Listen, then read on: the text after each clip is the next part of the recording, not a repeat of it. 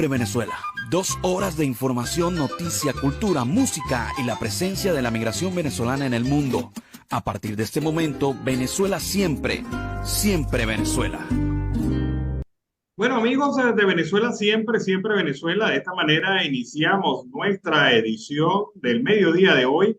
Como siempre, llevándoles a ustedes información, comentarios, noticias, música, entrevistas, todo lo que tiene que ver con Venezuela y su migración a lo largo y ancho del mundo. Esto lo hacemos con mucho cariño, con mucho respeto para todos ustedes, a través de esta señal, 5 emisoras que se enlazan para llevarles a ustedes información en señal abierta en el área binacional colombo-venezolana, además de nuestra señal amplificada en el Caribe latinoamericano desde Aruba, llevándoles también información. Este es un trabajo en equipo donde está Vanessa Chacón en la producción, Camilo García en redes sociales y apoyo técnico.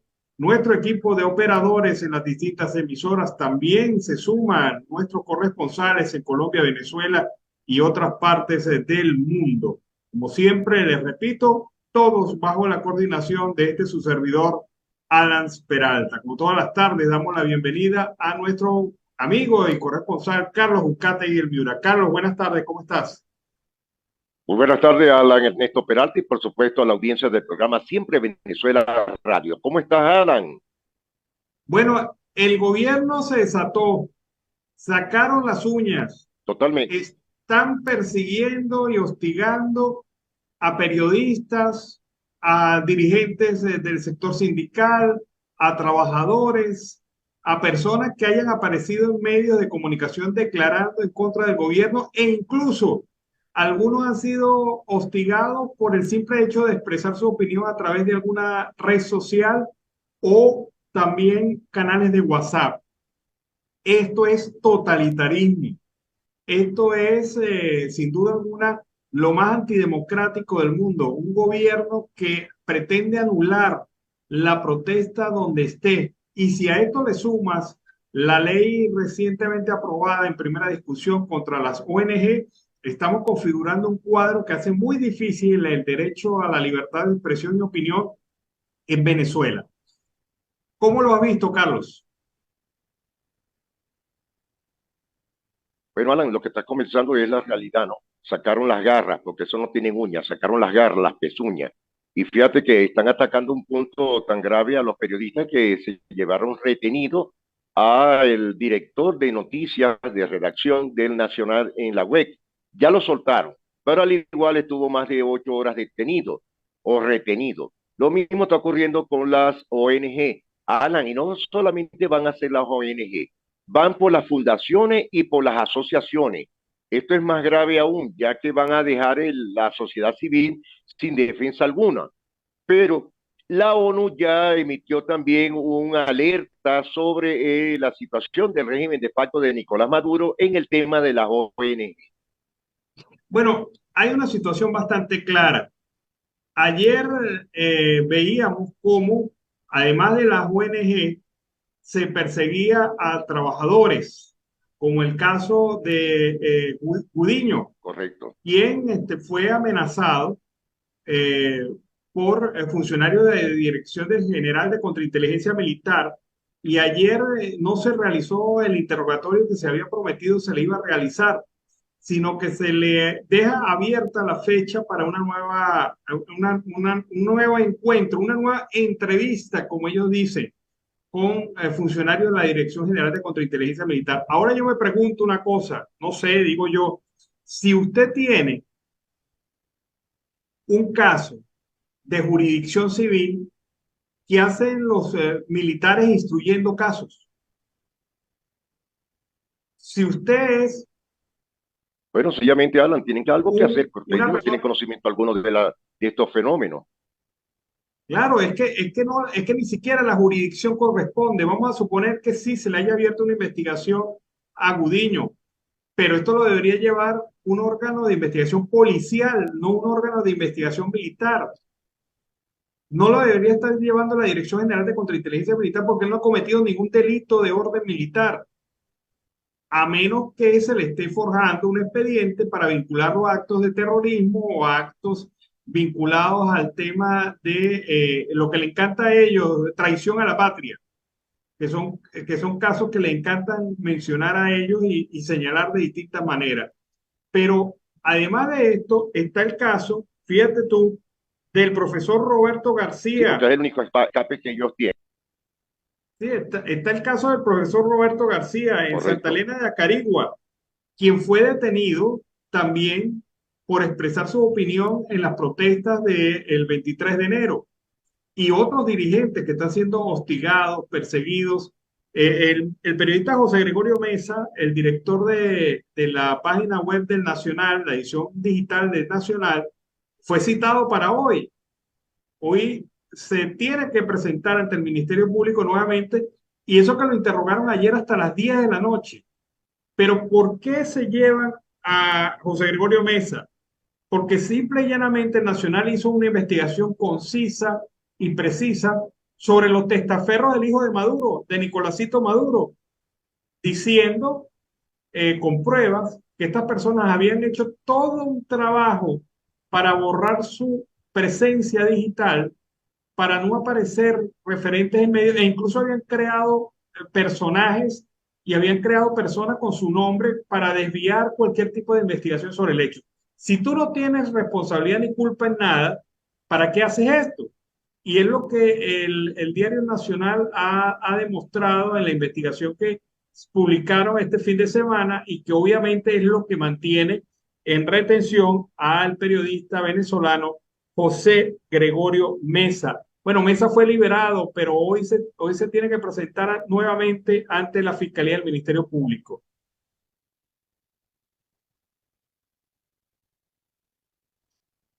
Bueno, fíjate una cosa también importante. Todos estos hechos, Carlos, ocurren con la llegada del alto comisionado de la ONU para los Derechos Humanos, el señor Volker Turk, quien está activo también en estas cosas y debe conocer por la información que le dan sus funcionarios de estos hechos. ¿Qué piensas tú, Carlos, sobre toda esta situación?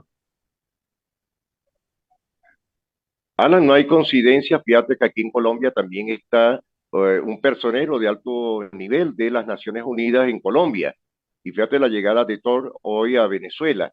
Tú me estás indicando si ya sabrá. Mira, yo te aseguro que desde ayer en la mañana, este comisionado internacional ya tiene todos los recaudos en sus manos, en sus manos de lo que está pasando actualmente con el sector sindical, gremial, sociedad civil y hoy sobre todo con el tema de las ONG. Y aparte de eso que ha sido a puertas abiertas, no ha sido escondido por parte del régimen. Es decir, que él sabe lo que ya está pasando. Bueno, ahora, ¿qué posición va a tomar el alto comisionado sobre este tema? Va, él dice que no va a dar audiencias a medios de comunicación sino hasta el próximo sábado, cuando va a dar una rueda de prensa en donde va a informar los resultados de todas las gestiones que ha venido realizando. Pero lo cierto del caso es que hay un sobrecalentamiento del tema de derechos humanos en Venezuela, que va a la par de las protestas populares del sector laboral en el país. Y no conforme con esto, la próxima semana llega una delegación de la OIT para revisar el avance en materia de la tripartita y otros acuerdos con el sector privado, el sector público y los trabajadores. O sea, estamos en un momento claro y clave para ver y hacer una radiografía del momento de lo que está siendo Venezuela en materia de derechos humanos. Bueno, Alan, fíjate que lo estás indicando muy fácil. Ahí no va a haber una radiografía. Ya eso está escaneado totalmente. La semana que viene tendremos sorpresas total. Sencillamente, y lo repito, gracias a las redes sociales, a los pocos medios de información que tenemos en Venezuela, las cosas van ahí encaminándose de una posición política y sobre todo con el tema de los derechos humanos internacionales, porque todo se está versando poco a poco. Para nadie es un secreto, tanto nacional como internacionalmente, lo que está sucediendo actualmente en el país. Hablando de otra cosa, cambiando de tercio, Carlos, hoy se realizó el acto de presentación de cuentas de Juan Guaidó. ¿Y qué crees? Apenas unos minutos de la presentación, le cortaron la luz y se quedó a capela, con la sala llena y a oscuras para presentar su informe. Yo digo una cosa, ¿no? Eso, Esto, eso fue adrede, hermano. Muy a pesar que hay varios estados ahorita que están con la situación de racionamiento de luz. sí, pero lo de Guaidó luce a todas luces es un acto de sabotaje para no dejarle explicar a él. Totalmente. Hay algunas cosas que se supieron en los pocos minutos que Guaidó estuvo presentando esto. Bueno, él continúa a capela y a oscuras, pero obviamente todo el material que tenía para presentar cómo se distribuyeron los recursos no se pudo conocer. No se Eh, pudo. si- Sin embargo, lo que se sabe claramente es que Guaidó dice que durante los 4 años del gobierno interino se invirtieron 150 millones de dólares. Eso fue el presupuesto del gobierno interino, según lo afirma Juan Guaidó. Y en el momento que iba a explicar cómo se distribuyeron estos recursos, le vinieron y le cortaron la luz. En el propio acto, Guaidó dijo, acaban de amenazar a las personas que alquilaron este local y acaban de amenazar a las personas que prestaron la logística para que este evento se realizara. Entonces, si eso no es persecución y violación también de derechos, no sé qué otra cosa pudiera calificarse. Guaidó lo dijo claramente. Entre lo poco que pudo afirmar en este momento, que por cierto prometió enviar todo este informe a la Asamblea Nacional y a los medios de comunicación, entre lo poco que pudo expresar Guaidó fue que se habían logrado abrir 42 delegaciones diplomáticas del gobierno interino en todo el mundo. Además, indicó también que la actividad de hoy fue presionada por diversos factores, aunque uno sobreentiende que fue el gobierno, obviamente no se Por puede supuesto. descartar a otros factores, ¿no? La campaña de Venezuela se arregló que promueve la dictadura hizo mucho daño a los más vulnerables. Los países donantes han redireccionado la ayuda a otros países. Solamente en democracia podremos decir que Venezuela se arregló. El presupuesto del gobierno interino no llegó a 150 millones de dólares. Logramos 32 misiones diplomáticas, 42 visitas oficiales. Visitamos las capitales del mundo. Es momento de colocarle fecha a la primaria. Es necesario un acuerdo de gobernabilidad. Hay que legitimar el liderazgo político, pero acompañarlo de un plan país, de un acuerdo de gobernabilidad. La elección del candidato por consenso no es factible hoy. Hay que generar confianza en los venezolanos. A Maduro le quedan días para 2024. No tenemos mucho tiempo para la primaria. Debemos estar preparados de inmediato. Estos son algunos de los elementos que dijo Guaidó hasta que le cortaron la luz. Tendremos que buscar un sitio con energía eléctrica. Remitiré informe detallado a la Asamblea Nacional sobre la gestión. ¿Qué miedo le tienen a esto? Diversos factores. Por supuesto. Alan, la verdad recrudece ante la oscuridad, ¿no? Y para nadie eso es un secreto. Ahora yo me imagino el día de mañana o el día de hoy el corre-corre que tienen entre contra la inteligencia policial, militar, asamblea ilegítima, gabinete y ministerios de Nicolás Maduro, buscando unas bombitas de aire para poder reunirse con los personeros internacionales de los derechos humanos internacionales más los de la Corte Internacional. Alan, no van a poder tener respuestas absolutas, más les van a volver a seguir cayendo a patada limpia, a pedra limpia en el lomo. Bueno, pero ¿qué puede decirle el régimen al señor Tork, al comisionado de las Naciones Unidas para los Derechos Humanos? ¿Qué puede decirle en materia de cumplimiento? El gobierno ha sido muy mal alumno, no ha cumplido las Total. asignaciones que se le han dado, ha fracasado en muchas de ellas y ha intentado engañar a la propia Comisión de Defensa de Derechos Humanos de las Naciones Unidas, mostrando unos supuestos avances que la verdad no son tales.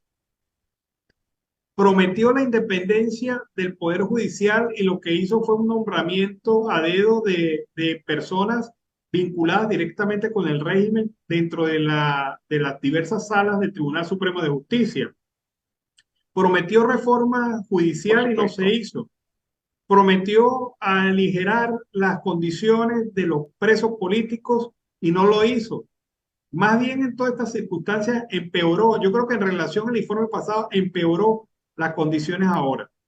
Viene Tork a firmar una renovación del acuerdo que permite que funcionarios de las Naciones Unidas estén en Venezuela para constatar la situación de derechos humanos.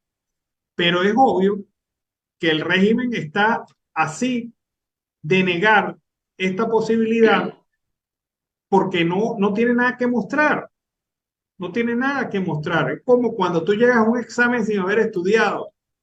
Obviamente no puede salir bien de esta evaluación que de manera indirecta, aunque no es el objetivo principal de la visita, de manera indirecta el señor Thor tiene que ver todas estas cosas que están ocurriendo en Venezuela. La huelga de hambre Por supuesto.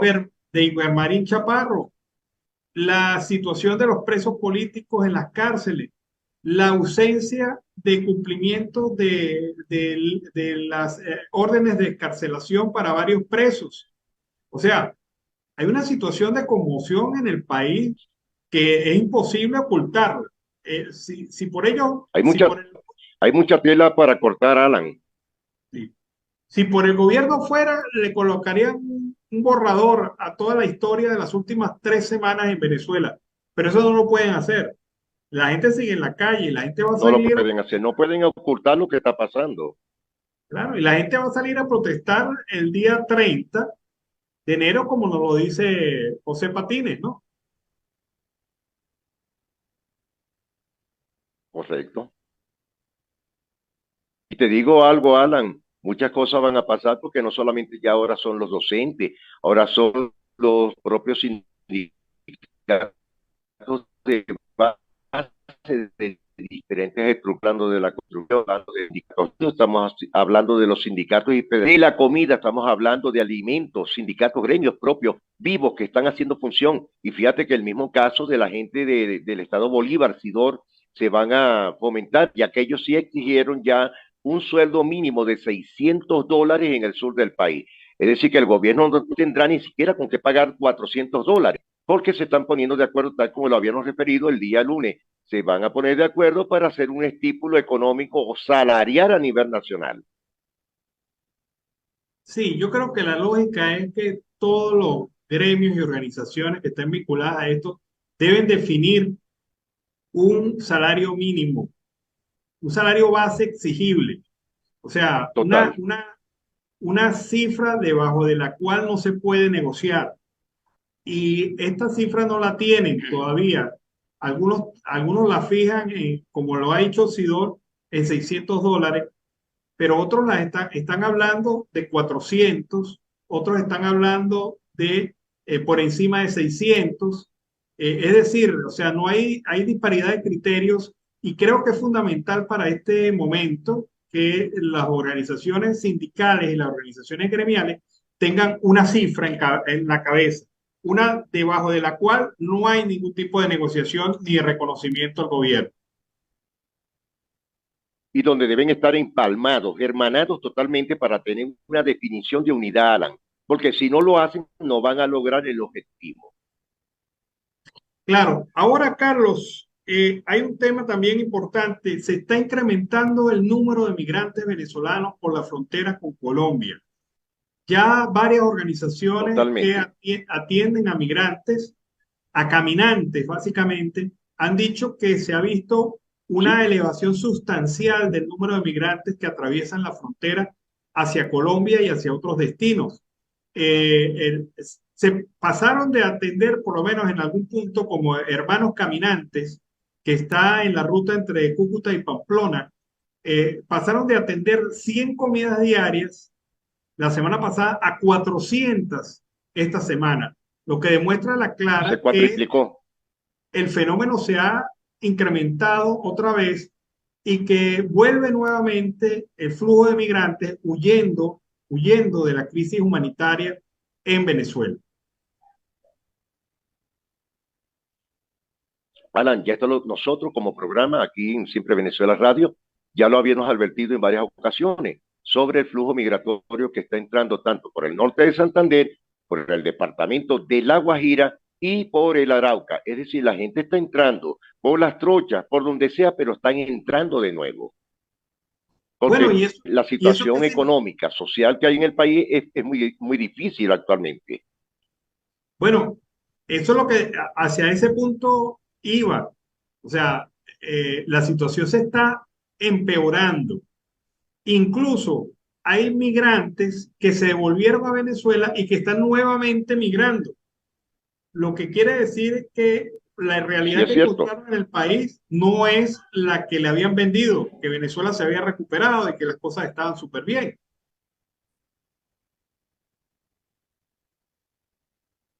Pues se han dado dos golpes de topes, dos topecitos de frente muy fuertes, porque muchos de los venezolanos migrantes que están acá retornados o desplazados, tanto colombo-venezolanos, Alan, se están devolviendo a Venezuela, pero para buscar o vender los bienes muebles o traerse a la familia. Alan, en el departamento de La Guajira, para la costa Caribe, está entrando gente y eso es una veracidad de lo que nos están indicando las asociaciones y fundaciones colombo-venezolanas que están asentadas en el Caribe colombiano. Es decir, que siguen entrando, pero con otras personas más.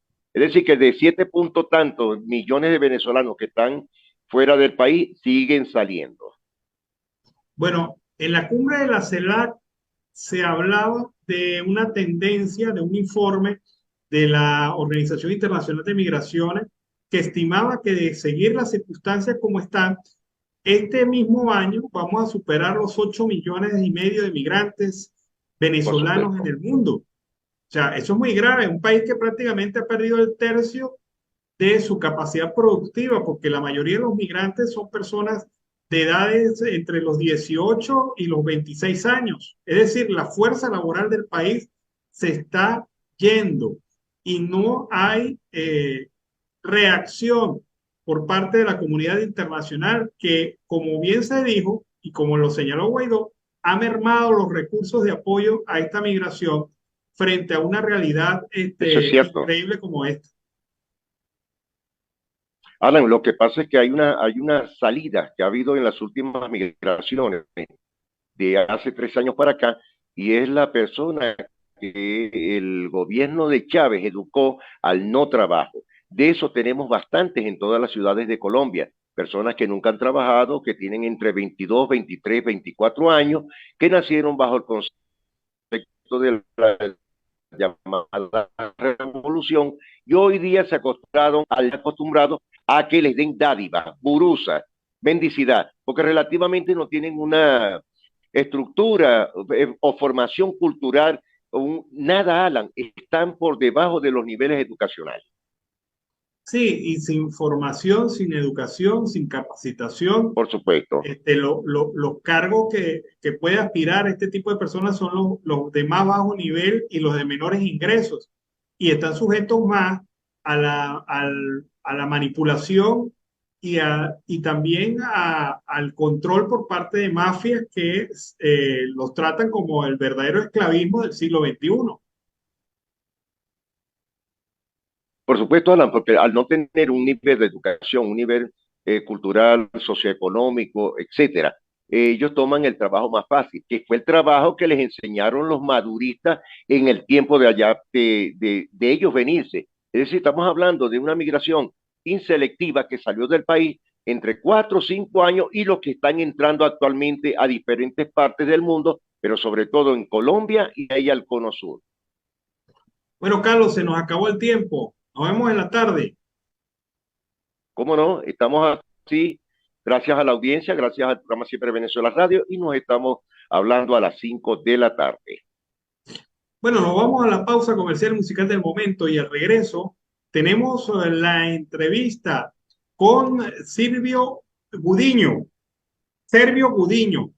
joven trabajador de Corpoelec, quien ha sido hostigado por la Dirección General de Contrainteligencia Militar y el gobierno, simple y llanamente por expresar públicamente su deseo de tener un salario digno para su clase trabajadora.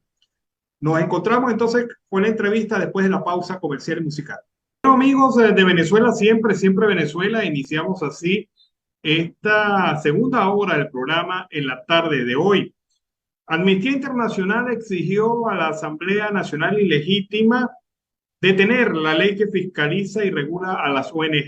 La organización Amnistía Internacional envió una carta al presidente de la Asamblea Nacional Ilegítima, Jorge Rodríguez, en la que manifestó su preocupación por la aprobación en la primera discusión del proyecto de ley de fiscalización, regularización, actuación y financiamiento de las organizaciones no gubernamentales y afines. En este sentido, exigió poner fin inmediatamente al proyecto de ley y detener los esfuerzos orientados al ataque y la censura de las organizaciones de la sociedad civil que laboran para proteger los derechos humanos de los venezolanos. A juicio de Amnistía Internacional, con este proyecto, la administración del presidente de facto, Nicolás Maduro, lo que quiere es controlar, limitar y posiblemente perseguir penalmente a las ONG que operan en Venezuela. De igual forma, Amnistía Internacional denunció que con ese articulado no solo se buscará criminalizar a las ONG, sino también a otras organizaciones humanitarias y a otros miembros de la sociedad civil. A una jubilada venezolana se le preguntó si estaba de acuerdo con las manifestaciones que se han venido desarrollando en el país desde que se inició este año. Esta jubilada tuvo palabras de apoyo a la protesta a nivel nacional. Escuchemos. Es que tenemos que estar, porque yo no creo que esta plática que nos están dando no alcance siquiera para desayunarnos, con más comer 3 comidas. Porque la plata es para ellos, la plata es para embolsillarlo de ellos, para cuando tengan que huir de este país de tanta broma que nos ha echado, tienen el dinero. Todos han hecho eso. Esa es una clase que tienen todo el que llega ahí a donde está el billete, es acumular dinero para ellos y para sus hijos lo mandan a estudiar en afuera, todo. Ellos no están sufriendo nada, ellos tienen a la esposa y a los hijos en otro país. Yo creo que el salario le faltaría, bueno, está demasiado mucho, pues. Es una cosa comparar lo que se necesita hoy en día. Si tú para tomarte un café con leche y un cachito, no te alcanza la mensualidad, no te alcanza. Porque yo a veces paso el día pasando hambre, porque si lo hago ya no me queda más nada. O sea, a Maduro se le olvidó cuando él fue pobre, que vivía en el valle. A él se le olvidó total. Él parece que nació en cuna de oro, que no se acuerda de nosotros. ¿Cómo va a creer que ese sueldo o que la triste pensión esa nos pueda alcanzar a uno para nada? Bueno, ahí está la posición de una jubilada venezolana frente al tema de las protestas. A Maduro se le olvidó cuando era pobre. Sabias palabras. Ahora vamos con el reporte de Sor Ciré Rodríguez, que cubre el área de la región andina venezolana, Táchira, Mérida y Trujillo. Vamos a escuchar. Buenas tardes y buen provecho a la hora del almuerzo para toda la audiencia en Colombia, para el programa Siempre Venezuela Radio Noticias. Saludos para Alan Peralta y Carlos Miura Uzcategui. Dentro de las noticias relevantes que tenemos en la cordillera andina del país, tenemos que la línea Expresos Bolivarianos, que antes del año 2015 realizaba la ruta directa del terminal de San Cristóbal al terminal de Cúcuta, todavía no ha retomado este destino. Tras 25 días de haber habilitado el paso de vehículos a través del puente Anastasio Girardot, mejor conocido como puente Tiendita, los buses siguen llegando solo hasta el terminal de San Antonio, lo que significa que las personas deben caminar el trayecto del puente Simón Bolívar o pagar otro transporte para que los movilice hasta Cúcuta en vehículo. Por supuesto, las personas que vienen del centro de Venezuela, que están acostumbradas a viajar en busetas para economizar el costo del pasaje, se consiguen con que en el terminal de San Cristóbal estas unidades aún no llegan directo a la capital del departamento norte de Santander. En este orden de idea, José Manuel Niños Leal, conductor de los expresos bolivarianos, denunció que los que sí están haciendo fiestas son los piratas que llevan a los pasajeros en carrito por puesto. Ya tenemos más de 25 unidades listas y no nos han dado respuestas de nada, puntualizó el señor José Manuel Niños. Sin embargo, los carritos conocidos como 5 puestos sí están haciendo la ruta desde San Cristóbal hasta la capital norte santanderiana, pero deben dejar a los pasajeros a las afueras del terminal de Cúcuta porque afecta al gremio de transportistas, según relató Jesús Armando Salcedo, conductor de la línea Fronteras Unidas. Pero los taxistas colombianos sí vienen y descargan a sus pasajeros dentro del terminal de San Cristóbal, declaró José Armando Salcedo, mientras que en Cúcuta no les permiten dejar a sus pasajeros porque no les han otorgado el escalafón o el permiso, pese a que ya gran parte de los vehículos cumplieron las normas que exige el país neogranadino. También tenemos que en el marco de los planes del Ministerio del Poder Popular para la Educación, el Movimiento Nacional de Danza Juana la Avanzadora realizó actividad en el municipio de Valera y se dio inicio a la capacitación del núcleo Trujillo bajo la coordinación estadal de la bailarina licenciada Dubrasca Abreu y los municipios del eje panamericano como son Andrés Bello, Miranda, Sucre, Bolívar, La Ceiba y Monte Carmelo. También serán parte de estas capacitaciones para lograr una perfecta armonía en las necesidades de la enseñanza de las manifestaciones populares y tradicionales del país expresadas a través de la danza. Tenemos que revisando las redes sociales para ver cómo amaneció la cordillera andina. La señora Carmen Elena Viera, de 30 años, madre de los trillizos Luis Miguel, Jesús Manuel y Luz Helena, nacidos en el hospital de Valera Pedro Emilio Carrillo el 14 de diciembre del 2022. Nacieron en el Hospital Central de Valera Pedro Emilio Carrillo. Los padres de estos niños son oriundos de la parroquia La Puerta. Piden colaboración para pañales, leche, ropa y medicamentos y piden a los entes gubernamentales y a las empresas privadas dentro y fuera de Venezuela que puedan colaborar con esta familia trujillana y pueden comunicarse al más 58 426 427 9185. Para Siempre Venezuela Radio Noticias, Sorciré Rodríguez, CNP 15959, y pueden seguirnos a través de nuestras redes sociales @micrófono zuliano en Instagram. Bueno, fue el reporte de Sorciré Rodríguez en relación al área andina en Venezuela. Bueno, amigos de Venezuela, Siempre Venezuela, seguimos aquí con el programa, en el último bloque del programa en la tarde de hoy. La Comisión Nacional de Primarias informó que el comediante, empresario y político venezolano Benjamín Rauseo, conocido como su personaje, el Conde del Guácharo, ha solicitado y ha manifestado su interés de participar en el proceso de primarias. Así lo informó la Comisión de Primarias a través de la cuenta en Twitter. Indicó que Rauseo se presenta como independiente y designó a Hilarión Cardoso como su representante ante la Comisión Asesora Técnico Electoral. A mediados de diciembre del 2022, Rauseo había manifestado su intención de participar en el proceso eleccionario en Venezuela hacia la presidencia de la República. Sin embargo, pues, siendo comediante, poca gente le creyó. Sin embargo, ya lo está haciendo firme. No es la primera vez que Rauseo participa en un proceso. Recordemos que ya él fue aspirante a la presidencia de la República. Ha dicho Rauseo que se postuló en el año 2006, pero no consiguió el respaldo de los partidos tradicionales, quienes decidieron respaldar a Manuel Rosales para medirse con Hugo Chávez en las urnas. Sin embargo, ahora vuelve nuevamente. No es cualquier persona, Benjamín Rauseo. Él es una persona que tiene títulos profesionales, títulos de maestría, incluso en gerencia pública, también es abogado y es una persona que está como empresario siendo exitosa. También mantiene su tradición a su personaje cómico y sigue efectuando un trabajo social intenso también en diferentes partes del país. No es cualquier persona, es una persona que ha sido constante y consecuente con sus posiciones y se lanza entonces a esta aspiración presidencial a través de la primaria. Vamos a ver cómo le va a Benjamín Rauseo si se concreta esto de su participación en el proceso de primarias.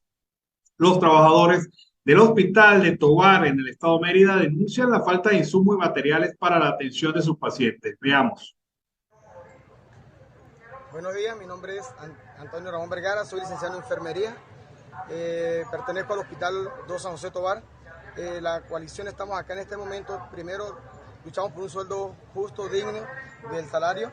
Aparte de eso también venimos con la inquietud de que nos hacen muchos implementos para el trabajo, para la atención médica, como gasas, inyectadoras, soluciones fisiológicas, solución de destroza y muchas cosas más dentro de nuestra institución, las cuales cuando nos llega una urgencia, una emergencia, nos sentimos con brazos cruzados porque no tenemos cómo acudir, cómo atender esas urgencias, cómo atender esas emergencias. Por lo tanto, hacemos este llamado al gobierno nacional, al gobierno regional, al gobierno municipal, que acudan a nuestras instituciones se nos están acabando, el techo está cayendo, ya donde nosotros dormimos, donde hacemos la hora de descanso, cuando nos toca guardia noche, donde nos toca descansar, el techo se nos cae casi encima. La parte administrativa también está todo un desastre, se está cayendo el techo, se están minando las paredes. Entonces le hacemos un llamado al gobierno nacional, al gobierno regional y al gobierno municipal que acudan a nuestras instituciones. Bueno, esta es la situación que se presenta entonces en el Hospital de Ejido en la ciudad de Mérida y es una situación general de prácticamente todos los centros de salud de Venezuela.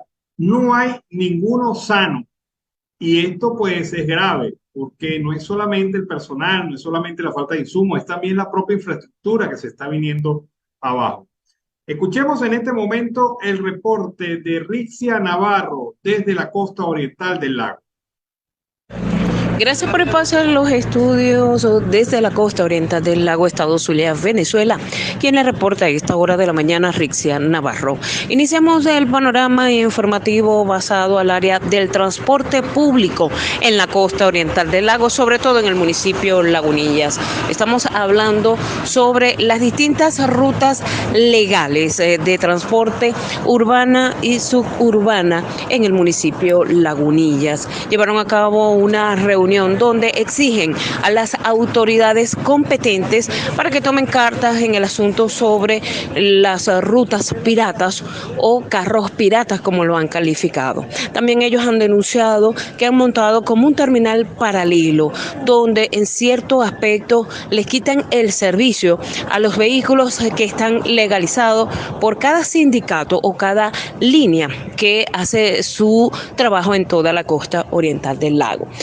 Muchos de los representantes, inclusive estuvimos en conversación con el miembro del CETRA, representación Zulia, quien manifestó que espera conocer por parte de las autoridades municipales como los alcaldes sobre estas irregularidades que se han vivido desde hace varios meses en el municipio de Lagunillas, por lo que ellos han exhortado, extendiendo el llamado a las autoridades que apoyen a las rutas urbanas o suburbanas para que se pueda cumplir el procedimiento y que los carritos piratas de una u otra forma se legalicen y les permitan ser parte de todas estas rutas a las cuales prestan servicio desde hace mucho tiempo en la costa oriental del lago. Sin embargo, también pudimos conocer por parte de los que son denunciados que ellos son padres y madres de familia que solo lo que buscan es que los dejen laborar, que los dejen trabajar, ya que en tiempos de pandemia ellos fueron los que prestaron servicio a todos los usuarios en la costa oriental del lago. Cambiando el orden de idea también, en otro ámbito informativo, uno de los problemas que está agobiando a los municipios de la costa oriental del lago es el problema del aseo urbano.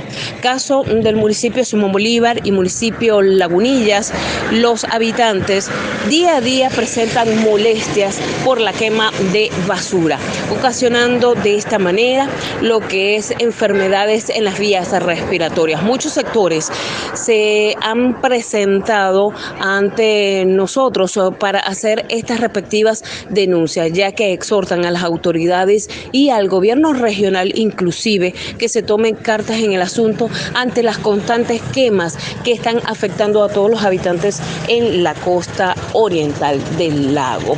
Otro de los panoramas que también es importante destacar a esta hora de la mañana y está basado al cambio del nombre de la ciudad. Nuevamente vuelve a la palestra, ya que estamos a la espera de conocer por parte del Consejo Legislativo del Estado Zulia, quienes han manifestado que ellos están haciendo todas las representaciones o los argumentos legales para nuevamente restablecer el nombre de Ciudad Ojeda al municipio Lagunillas. Este es el panorama o resumen que les tenemos hasta esta hora de la mañana. Desde la costa oriental del lago, Estado Zulia, Venezuela, reportó para todos ustedes Rixia Navarro. Bueno, fue el reporte de Rixia Navarro desde la costa oriental del lago. Seguimos aquí con más información en Venezuela Siempre, Siempre Venezuela. Oportunidades sin fronteras es la apuesta a la inclusión laboral de los venezolanos en Colombia. Está demostrado que la suma de esfuerzo conlleva resultados positivos y más si se ve la migración como una oportunidad en los países de acogida que como una competencia. Y ese es precisamente el objetivo que persigue el proyecto Oportunidades sin Fronteras de la USAID, que fue lanzado este 24 de enero en la ciudad de Bogotá. De este modo, la Agencia de los Estados Unidos para el Desarrollo Internacional apoyará a más de 100.000 personas de la población migrante, retornada y colombiana en la consecución de empleos formales, el fortalecimiento de los emprendimientos y el acceso a los servicios financieros, informó Anu Rajamarán, directora de USAID Colombia, en el evento de lanzamiento. Colombia continuará recogiendo los frutos de la migración que ha sembrado con enorme generosidad, resaltó Ramaján. De acuerdo con lo anunciado, la USAID brindará 2 rutas principales: inclusión laboral y emprendimiento. El proyecto Oportunidades sin Fronteras beneficiará a más de 100.000 personas en zonas priorizadas en los departamentos de La Guajira, Magdalena, Atlántico, Bolívar, Santander, Norte de Santander, Bogotá, Cundinamarca, Antioquia y Valle del Cauca. También se buscará generar un ambiente regulatorio e institucional que favorezca la integración económica de los migrantes y los colombianos vulnerables. Con esta información cerramos nuestra edición meridiana de Venezuela Siempre, Siempre Venezuela. Como siempre, lo hemos hecho con mucho cariño, mucho respeto para todos ustedes a través de esta señal.